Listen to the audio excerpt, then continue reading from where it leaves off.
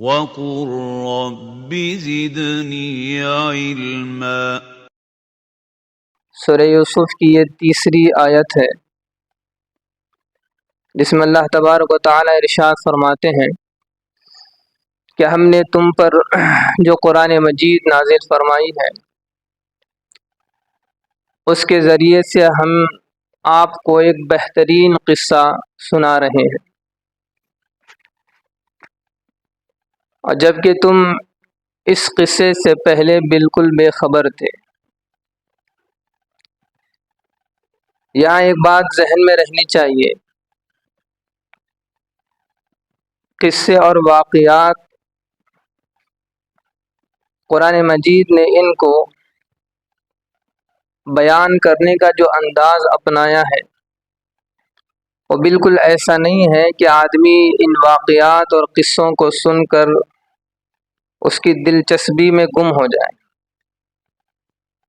جیسے ناول، افسانے اور کہانیاں اور قصے کی کتابوں میں ہوتا ہے کہ آدمی جب ان ناول کو، افسانے کو یا کہانیاں اور قصے کو پڑھتا ہے تو ان میں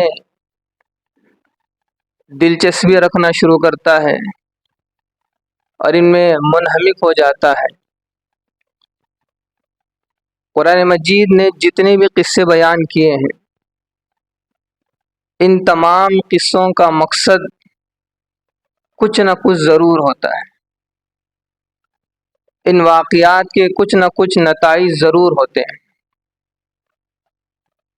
اور جو افسانے، کہانیاں، واقعات ہوتے ہیں وہ ایک تو بے بنیاد ہوتے ہیں اور بے مقصد ہوتے ہیں، ان کا کوئی نتیجہ نہیں رہتا، کوئی مقصد نہیں رہتا۔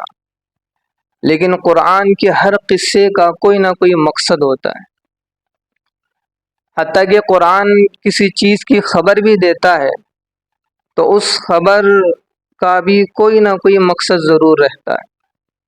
مثال کے طور پر مسجد کے باہر راہ چلتے ہوئے کسی شخص کو آپ کہیں کہ اگلی سڑک پر اندھیرا ہے اور اس راستے پر گڑھے ہیں، آپ نے اس کی خبر دی۔ اب اس خبر کا مقصود کیا ہے کہ اس گلی پر جانا یہ خطرے سے خالی نہیں ہے، نقصان ہوگا، اندھیرا ہے، ممکن ہے کہ گڑھے میں گر جائیں، یا یہ کہ آپ راہ چلتے ہوئے کسی شخص سے کہیں کہ فلاں جگہ مٹھائی تقسیم کی جا رہی ہے، کپڑے تقسیم کیے جا رہے ہیں، یا کوئی فائدے کی چیز دی جا رہی ہے۔ اب آپ نے یہ خبر پہنچائی، اس کا مقصود یہ ہوتا ہے کہ آپ ضرور وہاں جائیں، اس سے آپ کو کچھ نہ کچھ ضرور فائدہ ملے۔ تو اسی طرح اللہ پاک قرآن مجید میں کہتے ہیں قل، اے نبی آپ کہہ دیجئے، هو اللہ احد، کہ اللہ ایک ہے۔ اب دیکھیں یہاں خبر پہنچائی گئی اللہ کے ایک ہونے کی۔ اب خبر پہنچائی گئی، اب اس کا مقصد یہ ہے کہ دنیا بھر کے انسانوں کو یہ بتانا ہے کہ اللہ ایک ہے، تو پھر اسی سے مانگو،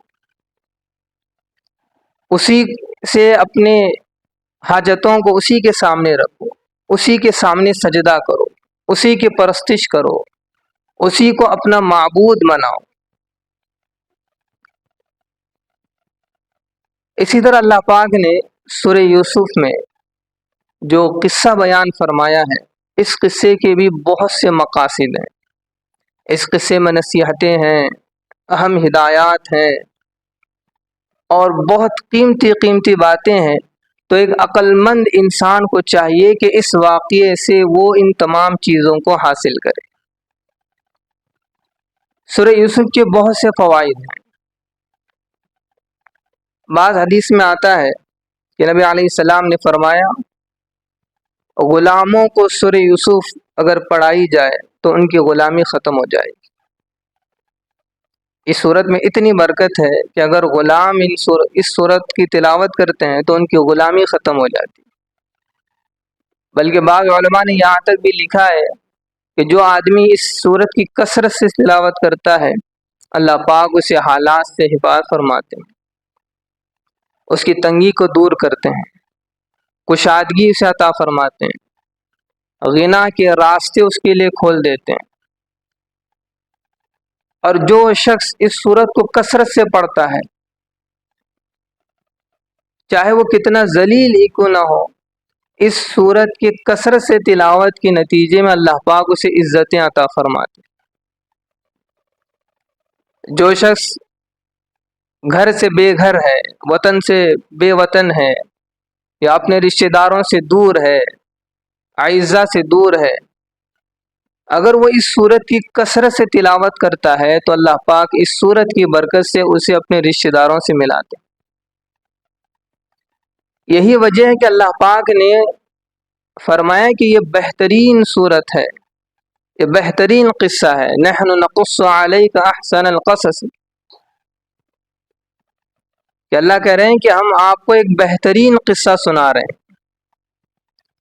اب یہاں دیکھیں اللہ پاک نے یہاں ایک لفظ استعمال فرمایا احسن، بعض چیزوں کے لیے احسن کا لفظ استعمال ہوا ہے، جیسے قرآن مجید کے لیے بھی اللہ پاک نے احسن الحدیث کا لفظ استعمال فرمایا، اس لیے کہ قرآن مجید میں بہت سے اہم ہدایتیں ہیں، نصیحتیں ہیں، ثواب بھی ہے، عذاب کا ذکر بھی ہے، عتاب بھی ہے، حساب بھی ہے، حلال کا علم بھی ہے اور حرام کا علم بھی ہے،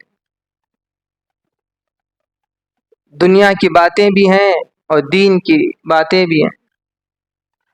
تو اس وجہ سے اس قرآن مجید کو احسن الحدیث کہا گیا۔ اسی طرح دین کو بھی احسن کہا گیا۔ جتنے انبیاء آئے ہیں، اللہ پاک نے ان انبیاء کو جو جو احکامات عطا فرمائے، ان تمام کا مجموعہ اللہ پاک نے اس دین میں نازل فرمایا۔ تو گویا یہ دین تمام ادیان سے، تمام دینوں سے بہت بہترین اور احسن ہے۔ اسی طرح حدیث میں نبی علیہ السلام نے آوازوں میں مؤذن کی آواز کو احسن کہا۔ مؤذن کی آواز اللہ پاک کو بہت محبوب ہے، پسندیدہ ہے، کہ بندہ اللہ کی بڑائی بیان کر رہا ہے، کبریائی بیان کر رہا ہے۔ حدیث میں مؤذن کی بڑی فضیلت آئی ہے، اذان دینے والے کی۔ حدیث میں آتا ہے انبیاء، علماء اور شہداء کے بعد جنت میں مؤذنین ہوں گے جن کا چہرہ سب سے زیادہ چمکتا دمکتا ہوا ہو۔ کتنا بڑا مقام مؤذنین کا، اذان دینے والے کا، کہ علماء، انبیاء، علماء اور شہداء کے بعد جنت میں جس شخص کا چہرہ سب سے زیادہ چمکتا دمکتا ہوا ہوگا وہ مؤذنین ہوں گے۔ مؤذن کے لیے مچھلیاں استغفار کرتی ہیں، مؤذن کو اللہ پاک موت کی سختی سے اس کی حفاظت فرماتے ہیں، اور مؤذن کو اللہ پاک کل قیامت کے دن نور کے ممبر پر بٹھائیں گے۔ کتنا بڑا مقام ہے مؤذن کا۔ اگرچہ کہ آج نہ اماموں کی قدر ہے، نہ مؤذنین کی قدر ہے۔ مؤذنین کا حال تو یہ ہے کہ لوگ یوں سمجھتے ہیں کہ جیسے کوئی گھر کا خادم ہے، اپنے گھر کا کوئی نوکر ہے، کوئی عزت نہیں، کوئی قدر نہیں، جو جس طرح چاہے اس سے کام لے رہا ہے، حقیر نگاہوں سے دیکھا جاتا ہے، بلکہ اس منصب ہی کو حقیر نگاہوں سے دیکھا جاتا ہے۔ چاہے دنیا جس نگاہ سے بھی مؤذنین کو دیکھے، ایک دن وہ آئے گا کہ یہی وہ مؤذنین ہوں گے جو نور کے ممبر پر بیٹھے ہوئے ہوں گے اور ان کے چہرے چمکتے دمکتے ہوئے ہوں گے، اور وہ لوگ جو دنیا میں انہیں نیچی نگاہ سے دیکھتے تھے، وہ کل قیامت میں حسرت کی نگاہ سے دیکھیں گے کہ کاش کہ ہم بھی مؤذنین ہوتے، ہم بھی اللہ کی اذان دینے والے ہوتے، اس کی بڑائی اور کبریائی بیان کرنے والے ہوتے، تاکہ ہمیں یہ مقام و مرتبہ ملتا۔ پھر آگے اللہ پاک نے اس سورت کے لیے بھی احسن کا لفظ استعمال فرمایا، احسن، احسن القصص، کہ یہ سورت بہت بہترین سورت ہے، یہ واقعہ بہترین واقعہ ہے۔ کیوں؟ اس کے بہت سے وجوہات ہیں، لیکن اس واقعے میں اللہ پاک نے حکومت کا ذکر بھی کیا ہے، سیاست کا ذکر بھی کیا ہے، دنیا کا ذکر بھی کیا ہے، دین کا ذکر بھی کیا ہے، مالک کا ذکر بھی کیا ہے اور غلام کا ذکر بھی کیا ہے، غریب کا ذکر بھی آیا ہے، امیر کا ذکر بھی آیا ہے، غربت کا ذکر بھی آیا ہے اور مالداری کا ذکر بھی آیا ہے، تنگی کا ذکر بھی آیا ہے اور کشادگی کا ذکر بھی آیا ہے، غم کا ذکر بھی آیا ہے اور خوشی کا ذکر بھی آیا ہے۔ ایسی صورت ہے کہ اس صورت سے پتہ چلتا ہے کہ اللہ پاک جب کسی انسان کو کوئی کمال اور خوبی عطا فرماتے ہیں تو ساری دنیا مل کر اس شخص سے وہ کمال و خوبی نہیں چھین سکتی۔ اس صورت سے یہ بھی پتہ چلتا ہے کہ انسان کی حالت ایک جیسی نہیں رہتی، بلکہ کبھی خوشیاں رہتی ہیں، کبھی غم رہتا ہے، کبھی فقر و فاقہ چلتا ہے تو کبھی کشادگی چلتی ہے، کبھی غربت کا سامنا ہوتا ہے، کبھی امیری کا سامنا ہوتا ہے، کبھی اتار کبھی چڑھاؤ، کبھی حالات میں گرتا ہے، کبھی خوشیاں ہی خوشیاں ہوتی ہیں، کبھی غم ہی غم ہوتا ہے۔ تو یہ صورت ہمیں بتاتی ہے کہ انسانی زندگی کس طرح چلتی ہے۔